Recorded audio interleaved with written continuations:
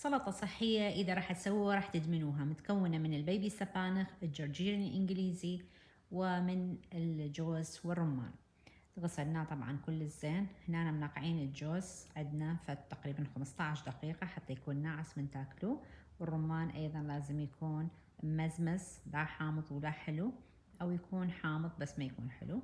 تضيفوه للسلطة هنا، وتضيفوا لها الجوز، ممكن تضيفوا لها التفاح إذا حابين أيضا.